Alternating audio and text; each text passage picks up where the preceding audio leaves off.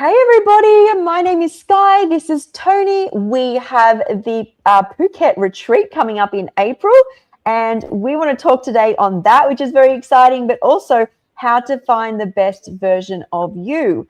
Hey Tony. Hi Sky, welcome everybody. Thank you for coming. Happy New Year. I think we've had one call, haven't we? But we just skipped one.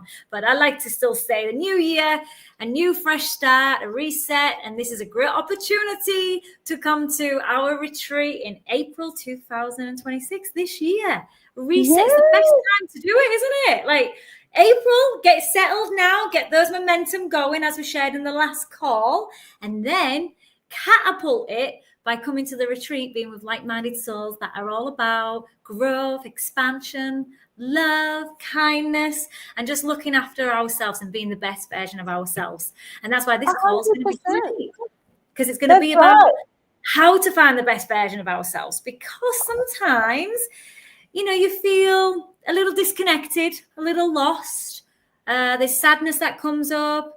There's anger that may come up, frustration in life, and sometimes you can lose yourself a bit. So how to find the best version of you doesn't mean being perfect. And that's what I really want to focus on today, guys, about this perfectionism, because I know people, especially on the health path, when we've had a lot of challenges, especially within our health and within many things in our lives, we start to, as we tweak things, we can get a little bit too rigid in many ways. And we've shared a lot of our story, how we've become rigid with even raw veganism, and how we get fixated on something. So that doesn't necessarily mean that's the best version of us. The best version of us is really, what I really want to highlight is the surrendering process. And that's what we'll delve deep into today, where it's coming from my side. What about you, Sky?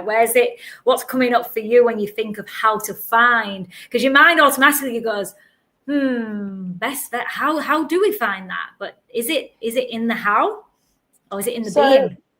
It was, for me, falling in love with me. I found like a lot of my life, I had spent so much time, and we were just talking about this earlier, listening to what other people had said. Not valuing my inner voice, and really about sitting in a space where before I guess I fall in love with a person, before I get reconnected with my family and give them love, before I really, maybe it was even the universe saying, you've just got your first apartment, you didn't get this until you learnt love. Like it was about, I'd never learnt to love myself. And that was a huge triumph. It was also done when I was going through, like I'd been through a lot and I'd lost a lot of my memory. So it's interesting that, once it came back and I had my memory back, it was, it's harder now. It is harder to find self-love because there's so much more noise. Interesting, because I feel most people, when we really look back on our journey, we've gone through a lot of this, who are we, what are we here, especially us conscious souls. I feel like, where do you belong? And there's a lot of self-worth attached to, who we are, what we do.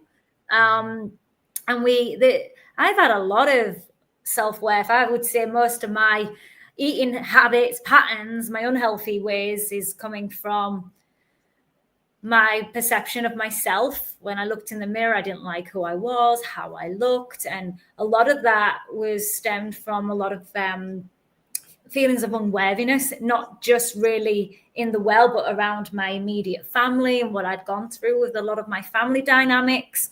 And I have unpacked some of this, and I probably will unpack more over this year, especially how it shaped that sort of space of where I had such low self-worth, didn't feel good enough. And that's where I went into these bad eating habits, and then restriction, binge eating.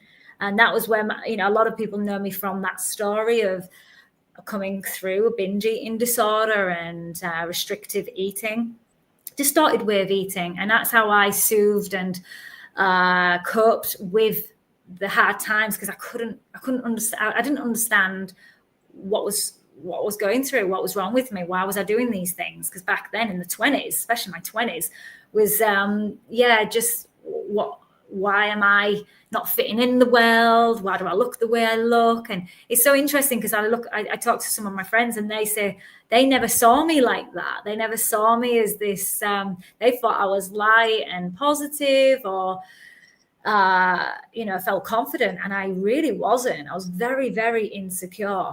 And I think a lot of us have come from that, especially health conscious souls or the ones that are doing the work have come from many insecurities.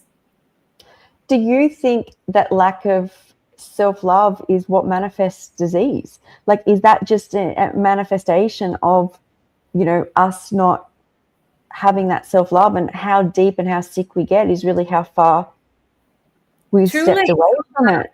Yeah, I don't know if you've heard of Louise L. Hay and Wayne Dyer. There was they shaped, I would say they really helped me develop my self-love, especially in the early days of my journey. And I met Louise Hay and Wayne Dyer.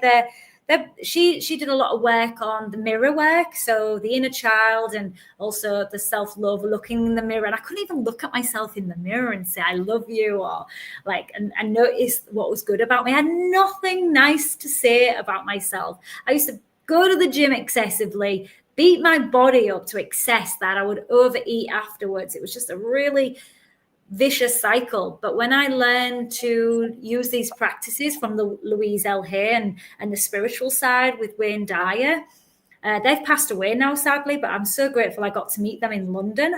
It was when I was around 19 years old, so I'm 40 now, so that was many years ago.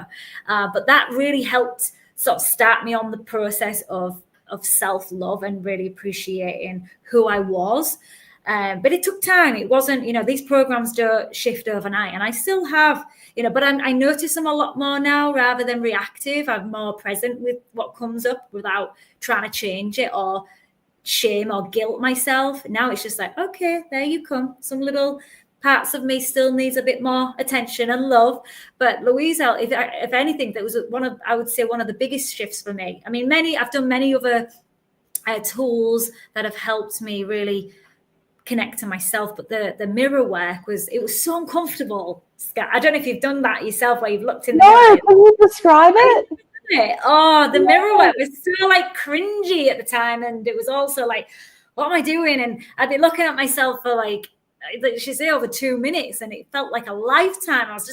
I noticed all the imperfections, not all the look at this, and now I still see them come up, but I am seeing more of the good, and not even how I look, it's the person who I am, the person that is, I'm glad I've gone through what I've gone through, because it's who I am today, with a lot more compassion and love and empathy. I didn't realize I was such a sensitive soul, so when people were mean to me or they put me down, and my family, there were certain comments made, no fault of their own sometimes, they didn't know any better, but they'd say a few things, and I would be, it's like she always says about Louise Hay, would say, imagine you go onto the street and some stranger came up to you and just said, oh, you're so stupid, or what, you had this insecurity. So my biggest one was I felt stupid in the past. My grades were not that good. I was a little slower than most. I couldn't seem to absorb anything, especially mathematics. I was always the last out. They used to ask what this sum was, and I'd never know what this, because I'd panic, I'd get in my head, and I'd learned later that I didn't learn that with pressure and panic. Anyways, so some stranger would come up to me, and it really, if they called me stupid, it really affected me. If my family said it, wow. I would know. So if anybody, even now, someone asked me to work out something so simple, most of it, I just, probably not so much now, back then, but it took a long time. I used to just freak out and panic. Or I used to have really skinny legs and veins here. And when people say, oh, you're so veiny, oh, look at those, I'd just be so self-conscious. And but if someone came up to you and said, oh, look at your horrible purple hair, or you wasn't really insecure about something, it wouldn't hurt you. That's why they say that the inner work is no matter what someone says to you, it's what you have taken on. That's what I'm thinking. If you're at home in the mirror going, I hate my veins, my veins are stupid, my veins, and you're put your swimsuit on, I don't like my veins, and then someone says it, then it's going to hit deeper. Yeah. So I ended up doing a lot of self-love through affirmations and the mirror work. So saying, I love your veins no matter what. I love that I didn't necessarily say I was stupid back then. I said it reverse instead of focusing on the actual word, because what Louise would say is if you highlight that word over and over again, it becomes very powerful because words are like spells. So I learned early on how words can affect us, long term. So I was quite quick at, and my vocabulary back in the day was very, very minimal in positivity. So I actually stuck on my walls everywhere all the positive, happy thoughts or self-image loving thoughts I used to stick them all over. And I used to be embarrassed if any of my friends come. I used to take them off the walls and put them underneath. And I used to be just like, interesting that we're embarrassed of self-love. I know, we hide self-love when you say that. Yeah, and my brother found one of my books once of my self-love practices and affirmations, and he was like, "What are you reading this?" And I was like, so embarrassed. I was like, "Get off!" I went crazy, and he's like, "Oh, what's this all brainwashing stuff?" And I was like, I felt so ashamed and guilty that I was trying to better my, because I thought there was something wrong with me, but I just wanted to love myself. I wanted life to feel good.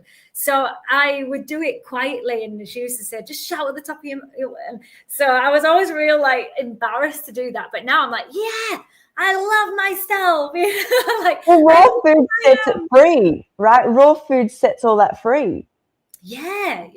When we start doing that anyways, I think just you gravitate towards those nourishing, healthier ways of being, such as choosing the right foods that are really going to serve us and support us on the journey.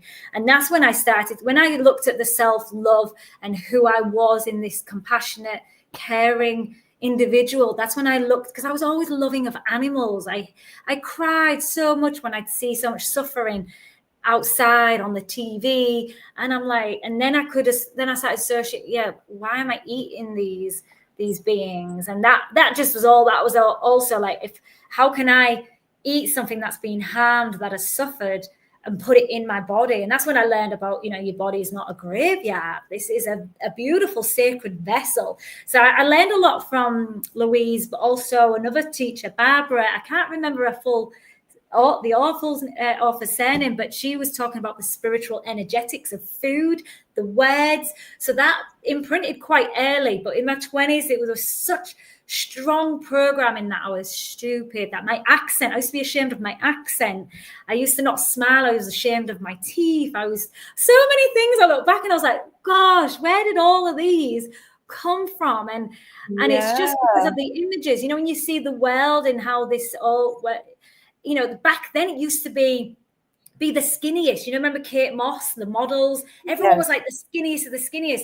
And then I remember going to Las Vegas mid 20s, and they're all Latino girls and curvy, and they were all like, "You're too skinny." So they were saying I was too skinny, but back in England I was like, I want to be the skinniest. So I felt it's funny where you go into different cultures, different environments. I think we've touched on this before. Like here, Asians don't want to be dark, they want to be white. So when I start getting tan, my friends say, "Oh, you're looking too tan, go white, have white skin." I'm like, so funny. We want it to be the darkest. English want to be dark. The Asians want to be white. It's so fascinating how you can be conditioned. Yeah. This is where you can't keep up with it. It's insane to think that we should follow what everyone else is doing. Look at everyone else. Be you. Be your own unique self. And that was something I really embodied. I'm talking a lot here. I'm going off on. No, I'm listening. I feel like I'm enjoying this. You keep talking. But I just suffered so much, or allowed, because I didn't know any better. Because I just think, it's trying to change everything. But I think it takes this is where I do get a little scared of the internet.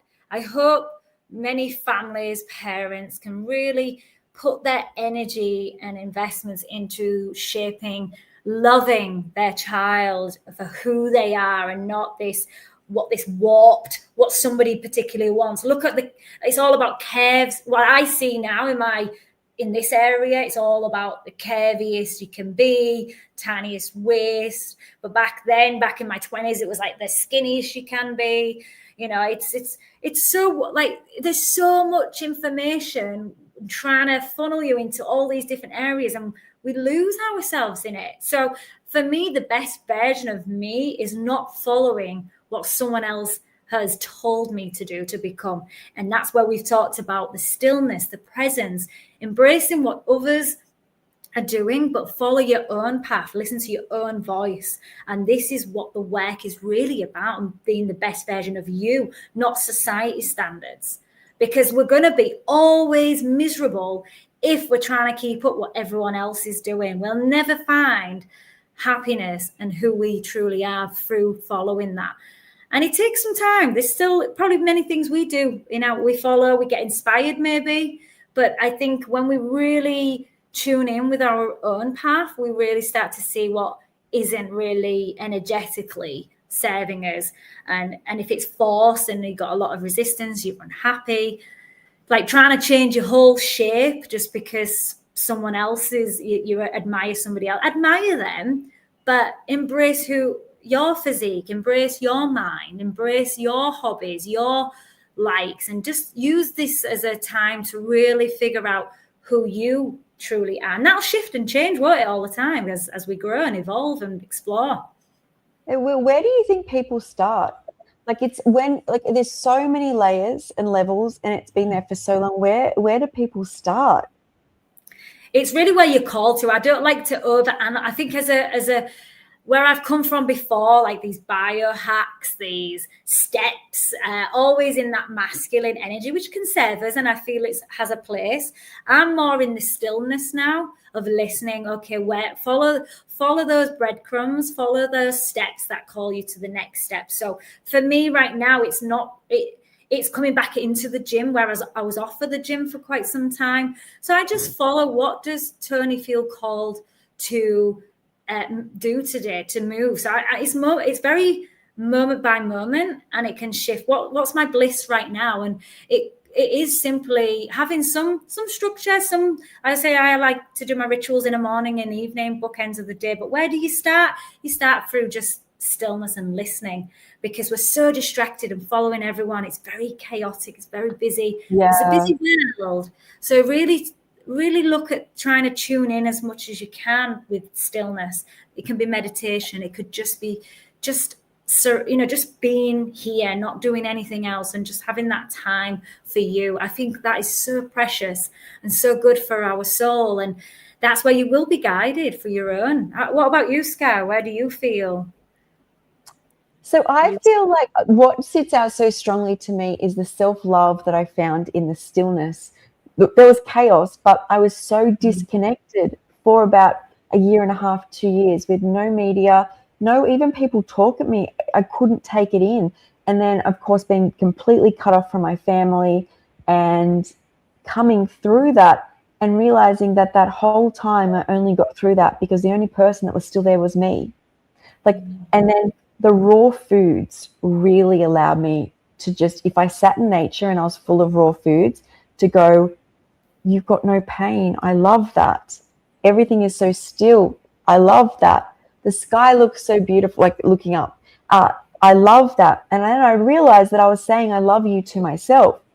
Now, the interesting thing, as time goes along and your brain gets better, the brain I feel like came from heart and source and soul.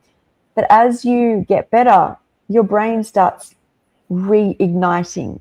It starts watching what's online. It starts yapping more. And I've spoken about how I feel like people do raw foods and they have this enlightening experience. And I do feel like we level up.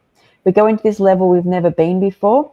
And then at about the 2-year period, some it's 1.5, 2 years, some it's 4 years, people like, it doesn't work for me anymore. It stopped working, as if it's a physical thing. And I really believe it's that we are tethered to our past and we start pulling ourselves into our new reality, and we have to deal with this. And I feel like that's what I do. And I was saying to you how I recently did keto and I was called to it because I had no symptoms, histamine symptoms, chronic fatigue symptoms, nothing. and I was loving it and going along. And then about 4 days ago, I had a bit of a traumatic event happen during it where I've had a little bit of surgery on my stomach.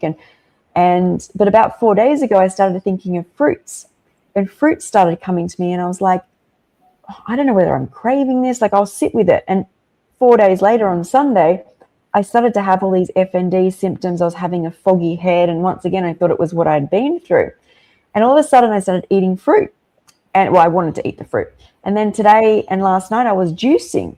And all of a sudden I started consuming like this bag of greens. I could not stop eating. Like, it was like I was possessed. And then all of a sudden I started releasing parasites. And that's so interesting. And I've said maybe I starved them during keto and then I had to release them. Is that because then my neurological, the brain fog, all of that just quieted? I was like, oh, that feels so much better. I was actually like so relieved. I felt so much better. But I feel like that's me processing and dealing with things in my new reality. Whereas when I first came, it was everything for me was, I mean, it's not like this for everybody, but for many people, it's like, I feel so good. I don't have any problems, or my symptoms have gone.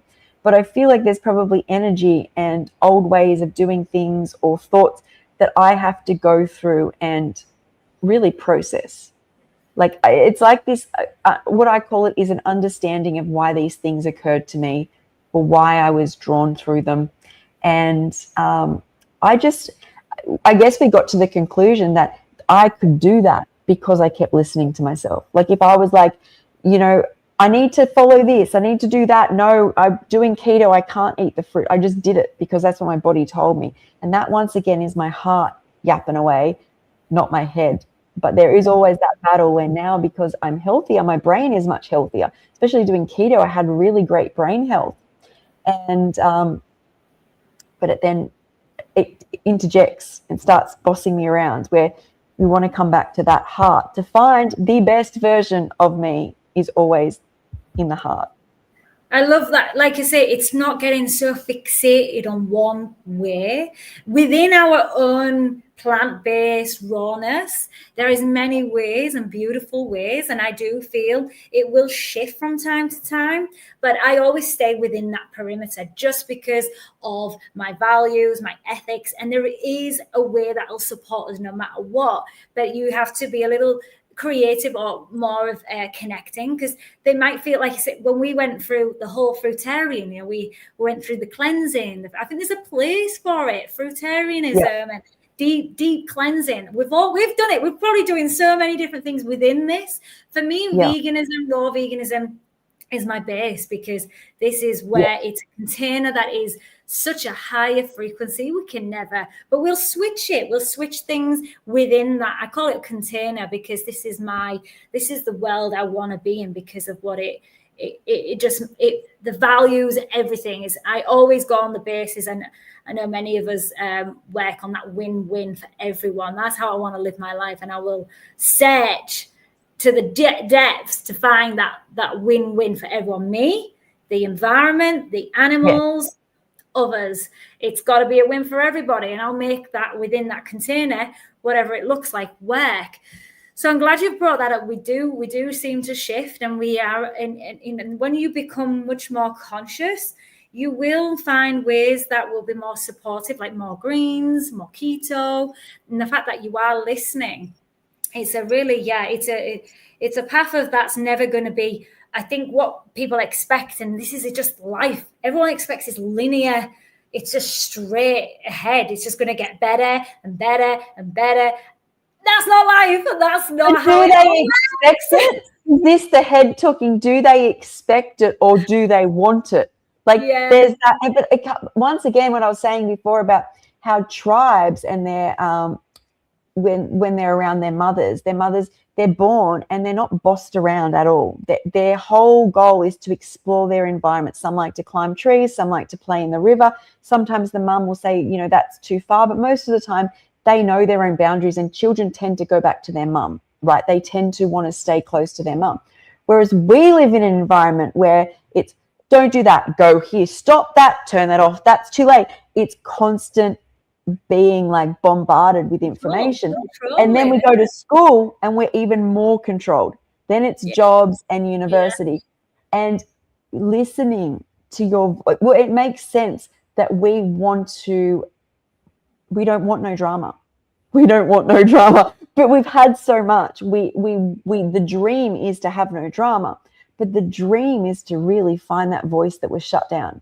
Like, that's the dream, is for you to be able to go, I'm doing keto. Should I feel guilty for stopping? Hell no, my body wants something else. It's not to do keto for another 20 days and make yourself sick.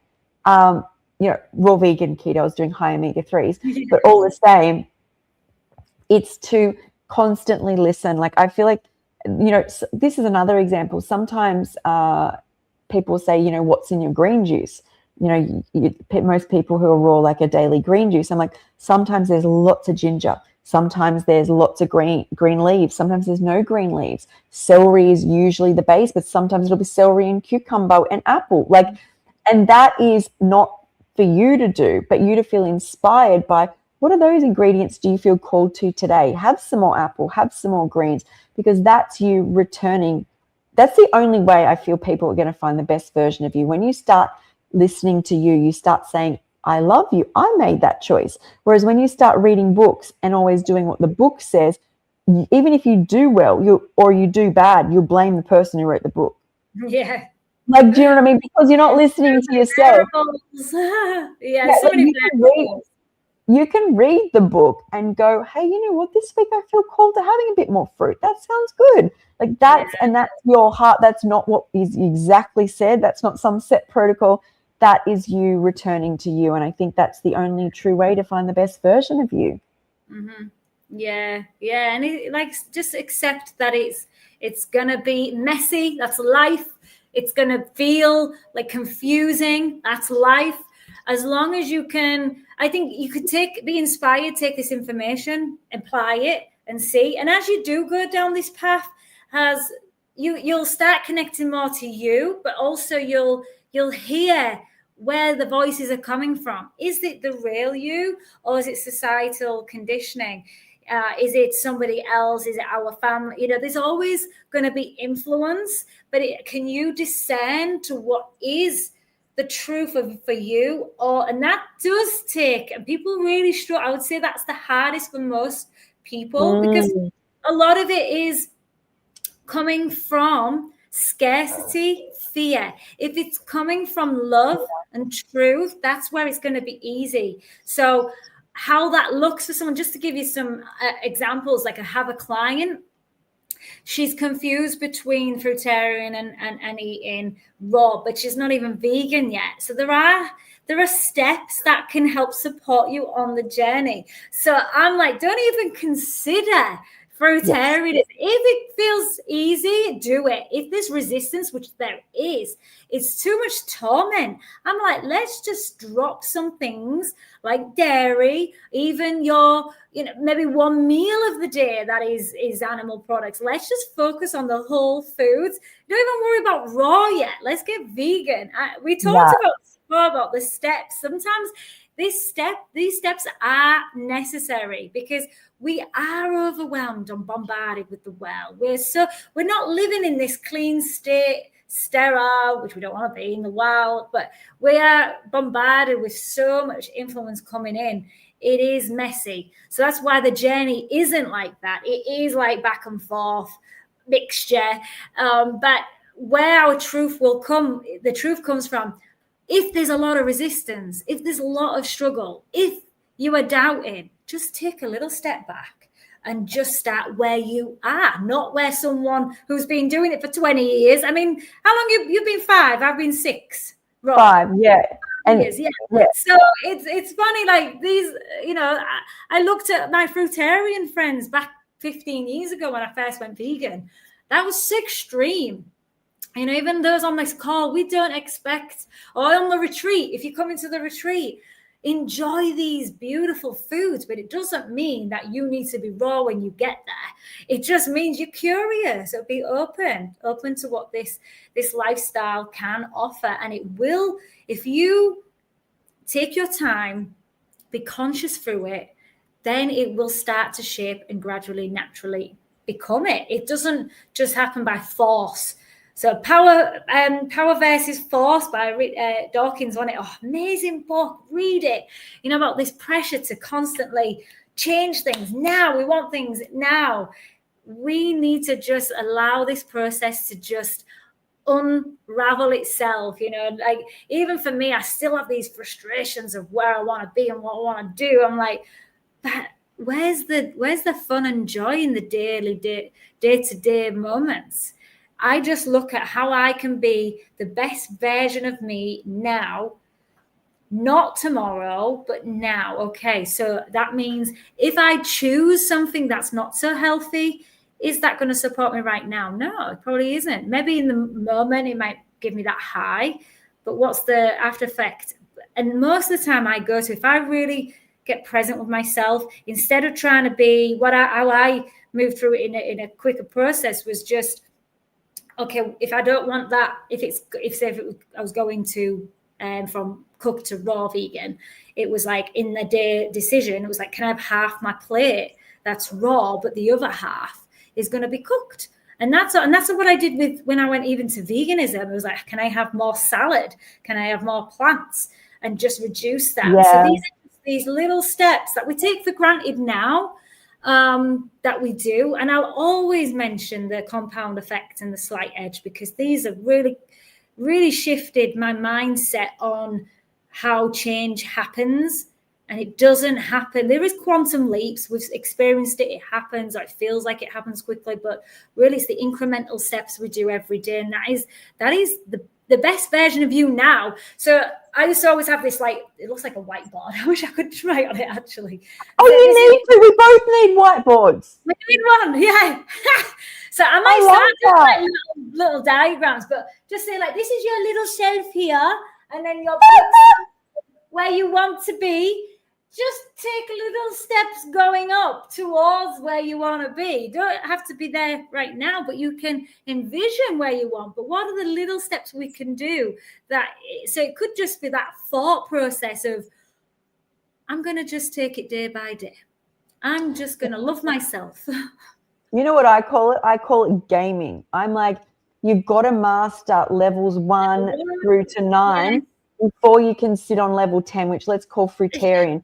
Because when you game and you die or you go a few steps back, you're not going to know what to do on level 10, which let's say level 11 is juicing, right? So when you stop juicing or you fall off juicing, you're going to go past level 1 and go down into, I don't know, some game which is obsolete now, which is basically, eating things that you just never wanted to eat again.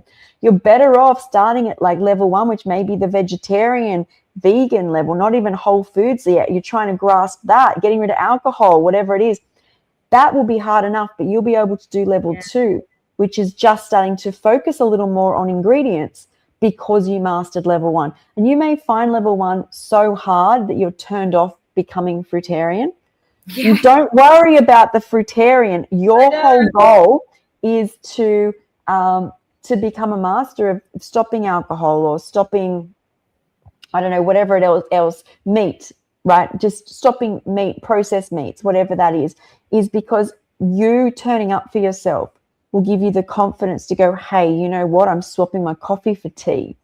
And when you master that and it's hard and you find ways to get through, you'll be able to go, hey, I did that. I'm now going to swap my steak for a vegan steak. And when you find that hard, you'll go, well, before my brain learnt it's the right, and you just keep on that path. I feel like people don't understand that is my path too. Like when I had my awakening, I went paleo, which I got rid of a lot of processed foods. There was still meat there. But by the end of the year, I was like, how am I eating anything with a face? It's so obvious. Got rid of that. And I got rid of most of the alcohol and stuff, fell back off that, but used the skills I'd used before to get off alcohol to get off it again.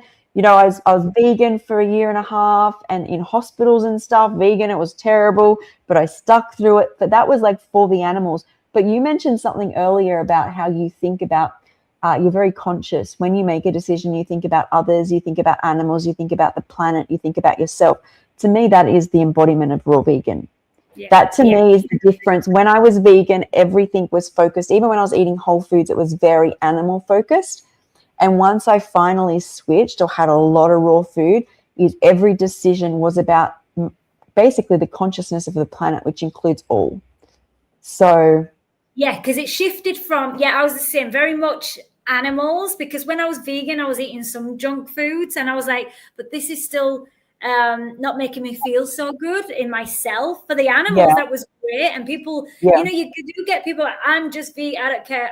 And that's fine. That was a journey. That was same for me. I was like, as long as I'm not eating any animals, I'm really in tune with my alignment for all the animals. Don't want to allow any animals to suffer as much as I can, as best as I can. So I chose vegan. But really, for my best higher self in how I react, live my life, it's raw. If I'm not, I'm really having a disservice to my own self and to others, because I do see my stress levels increase. I do see my anxiety come back, and I see, because I've been tracking, I am quite attention to detail.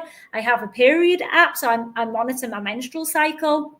I write, I have a journal, I'm always writing. So I've been tracking how food, environment, others, what's happening in my life. I've been doing it for years. And I have noticed a pattern. When I feel my best is when I'm on raw, whole vegan foods. Absolutely, hands down. I've seen the pattern. It's like with my periods.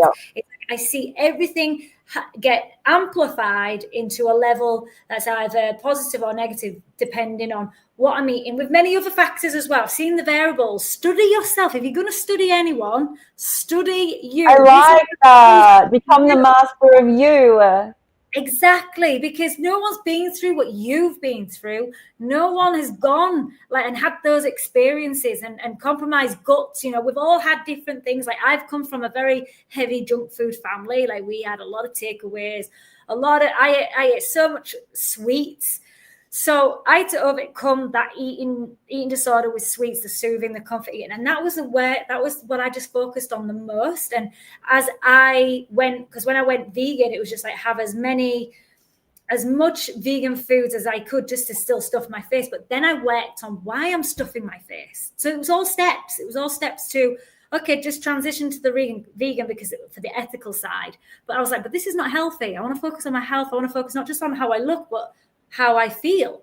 And that was when I started to shift more into, why am I overeating? What's causing my overeating patterns? Why am I self-soothing with food? What unmet needs have I let go? Where do I need to love myself more? And when I started to work on those steps, notice the patterns. When I eat well, when I eat light, when I eat raw, whole, living foods, I feel my best. Everyone gets the best from me. I'm more focused and more. Yes, we have things that come up in our lives, but from the studying of myself, I forget actually how much work or how much effort I put into my own learning myself.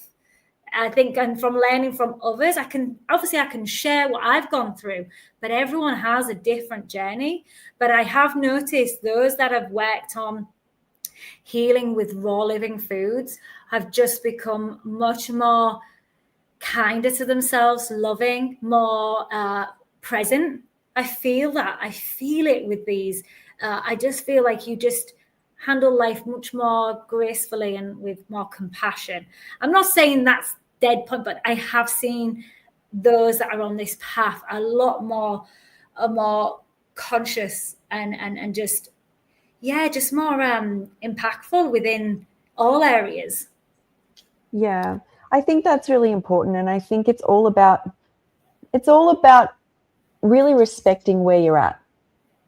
Like, wherever you're at, start there, because that's where you're meant to be, and you're not meant to jump ahead.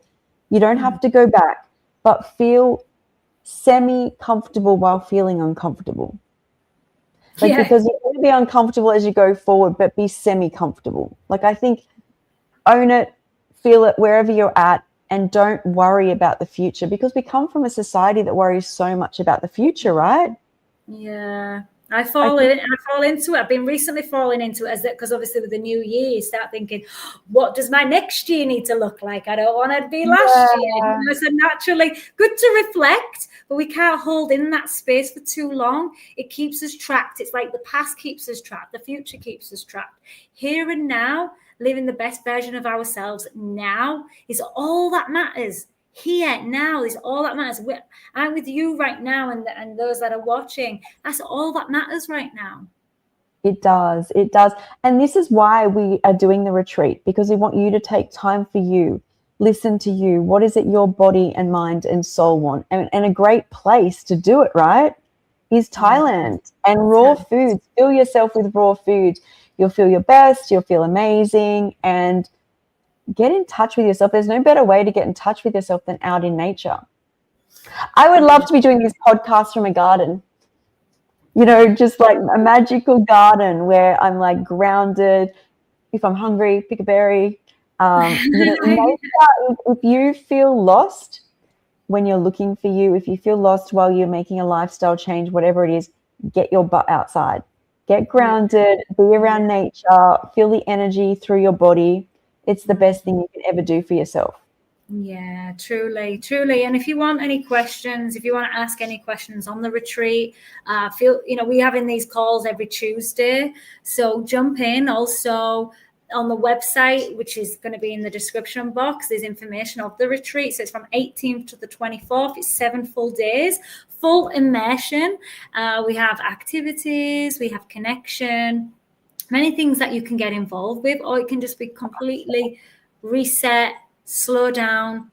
If you just want to lie down, not do much, you can do that. But we're going to have sound healing. We're going to have music, really soulful music, acro yoga, movement, doggy love, raw vegan foods. We've got a video coming out of all the delicious foods that you're going to experience, just some of them anyways, with raw vegan Garesh. He's from India, but based in Dubai, opening this beautiful wellness center. So he's very, he's got many years experience of raw plant-based foods, and he's got lots to share and workshops, so how we can really integrate what we're discovering into our daily lives going back. It's not just at the retreat, but it's how we can really integrate these practices and these foods that are amazing, with fruits, all the tropical fruits. If you've not been, and we've got a lovely lady that's never traveled, not even got a passport, has she? And she's joined us on the retreat. I'm so excited because she's never been anywhere outside of her home country, maybe around a country, but not outside. So it's first time on a plane for her. It's not that close because she's coming from Australia, but she's so excited to be in a container that is, you're going to be looked after. You don't have to do anything. We're going to organize it all for you. You just sit back, embrace and enjoy this whole experience. I'm really excited because it's our lives. It's how we live our lives. So it's great to share that with others and share the love. That's right. And that's going to be how you find the best version of you. Truly, truly, truly, truly. Yes. So we've not got no questions. I think we're good, aren't we? So if you have, just comment below. And we can always respond. I think there was a couple from the last time that I did see, but I think someone asked about how to get to the, so it's in Phuket. So once you land, you can get taxis, very easy, and they can drop you off. We don't do the transfers, but all that information is on the website at rawliciousYou.com. Yes, and we will have it linked in both my description and Tony's. But if you do, you can leave some questions on the video when it posts. Yes. So, yeah, thanks, guys. Thanks, Tony. Thank you. See you soon. Bye.